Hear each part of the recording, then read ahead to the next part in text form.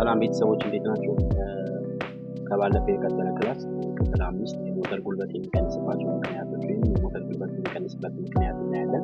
የሞተር ጉልበት የሚቀንስባቸው ምክንያቶች 10 ሲሆኑ እያንዳንዳቸውን ለመተንተን እንሞክራለን ማለት ነው። የመጀመሪያው የነዳጅ ሲስተም መበላሸት ነው። የነዳጅ ሲስተም የምንለው ከሰልባቶ ተነስቶ እስከ ኢንጂኑ ድረስ ያለው ሲስተም ከተበላሸ ወይም ችግር ካጋጠመው ከቆሸሸም ሊሆን ይችላል። በዚህ ምክንያት የሞተራችን ጉልበት ይቀንሳል ማለት ነው። ሁለተኛ የኤሌክትሪክ ሲስተም ሲበላሽ አብዛኛውን ኤኤፍአይ ወይም ኮምፒውተር ያላቸው ተሽከርካሪዎች ላይ የኤሌክትሪክ ሲስተም ሲበላሽ አብዛኛውን ጉልበት የመቀነስ የመንጠፋጠፍ አይነት ነገር ሊያመጣ ይችላል ማለት ነው። ሶስተኛው የማቀዝቀዣ ሲስተም ሲበላሽ ራዲያተር ሲቆሽሽ ሊሆን ይችላል። ወተር ፓምፕ ሳይሰራ ሲቀር ሊሆን ይችላል። እነዚህ ችግሮች ሲመጡ ማቀዝቀዣ ሲስተም ላይ የሞተር ዘርፍ ሊቀር ይችላል። ምን ሊሆን ይችላል ማለት ነው? የሞተር ጉልበት ሊቀንስ ይችላል ማለት ነው። አራተኛው የማለስለሻ ሲስተም ሲበላሽ፣ ይህ ማለት ዘይቱ ሲስተም አለ ወይም ዘይቱ የሚዘዋወርበት ክፍል ወይም ጋላሪ ሊሆን ይችላል። እነዚህ ክፍሎች ሲዘፈኑ ሲዘጉ የማለስለሻ ሲስተም ሲበላሽ፣ ስትሬነሩ ሲበላሽ የሞተር ጉልበት ይቀንሳል ማለት ነው። ፊልትሮን ከቆሸሸ የሞተር ጉልበት ይቀንሳል፣ የዘይት ፊልትሮ ማለት ነው።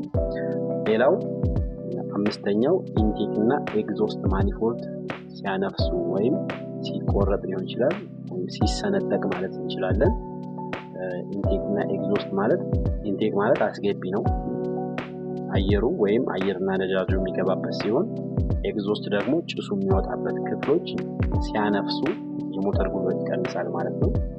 ሌላው የታይሚንግ አለመስተካከል። ታይሚንግ ማለት ታይሚንግ ቤልት አለ፣ የራሱ የሆነ ታይሚንግ አለው።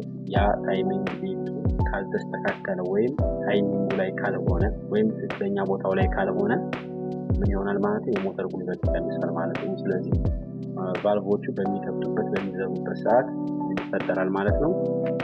መዛነፍ ስለሚፈጠር የሞተር ጉልበት ሊቀንስ ይችላል ማለት ነው። ሌላው ፒስተን አለ። የፒስተን ቀለበቶች ወይም ፋሻ የምንላቸው እነዚህ የመቃ ፋሻ እና የዘይት ቀቢ ፋሻ ሲያልቁ ወይም ሲበሉ ምን ይቀንሳል ማለት ነው? የሞተር ጉልበት ይቀንሳል። ለምን ይቀንሳል?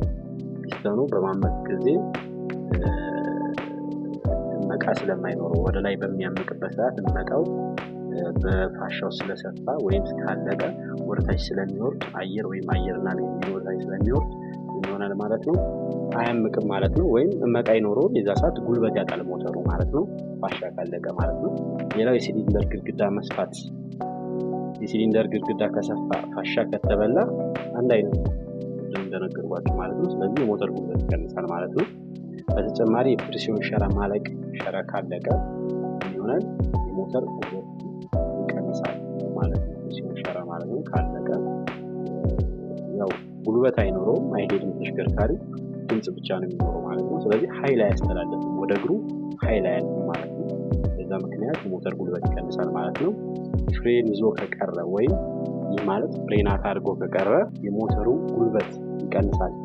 ያ ማለት እግሩ ፍሬናት አድርጎ ከቀረ ፍሬን ይዞ ከቀረ ተሽከርካሪው ይሄዳል፣ ግን እግሩ ስለተያዘ በደንብ አይሄድም ማለት ነው።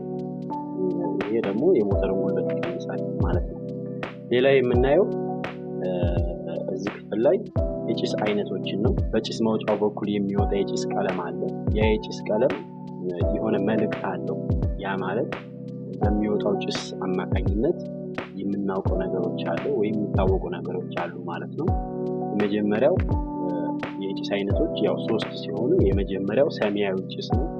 ሰማያዊ ጭስ ፋሻ ሲበላ ወይም ዘይት ወደ መቀጣጠያ ክፍል ሲያልፍ ሰማያዊ ጭስ ይታያል ማለት ነው። ይህ ማለት ዘይት ሲቃጠል የምናየው የጭስ አይነት። ለምሳሌ ሞተሩ እየሰራ የጭስ አይነቱ ሰማያዊ ከጭስ መውጫው በኩል ሰማያዊ ጭስ የሚወጣ ከሆነ ዘይት እየተቃጠለ ነው።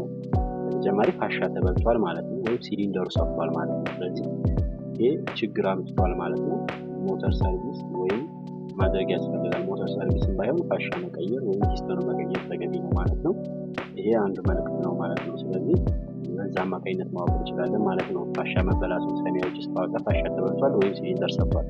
ሁለተኛው ጥቁር ጭስ ነው። ጥቁር ጭስ የነዳጅ አስተላላፊ ክፍሎች ከተበላሹ ወይም ችግር ካጋጠማቸው ፊልትሮ ከቆሸሸ መስመሩ ላይ ችግር ካለ ምን አይነት ጭስ ነው የምናየው ማለት ነው? ጥቁር ጭስ ወይም በሌላ አገላለጽ ከአየሩ መጠን የነዳጁ መጠን ከበዛ ምን አይነት ጭስ እናያለን ማለት ነው? ጥቁር ጭስ እናያለን ማለት ነው በማንኛውም ተሽከርካሪ ላይ ማለት ነው። ሶስተኛው የጭስ አይነት ነጭ ጭስ ነው። ነጭ ጭስ ከነዳጁ መጠን የአየሩ መጠን ከበዛ ምን አይነት ጭስ እናያለን ማለት ነው? ነጭ ጭስ እናያለን ማለት ነው። ስለዚህ ከነዳጁ መጠን አየሩ ሲበዛ ሬሾ አለው፣ ራሱን የቻለ ሬሾ አለው። ስለዚህ ከበዛ ምን አይነት ጭስ እናያለን ማለት ነው? ነጭ ጭስ እናያለን ማለት ነው። ስለዚህ ዛሬ ያየነው ክላስ ይሄን ይመስላል። በሚቀጥለው ክላስ የምናየው ሞተር ኃይል አጋዥ ክፍሎችን እናያለን። ዛሬ ይሄን ይመስላል። አመሰግናለሁ።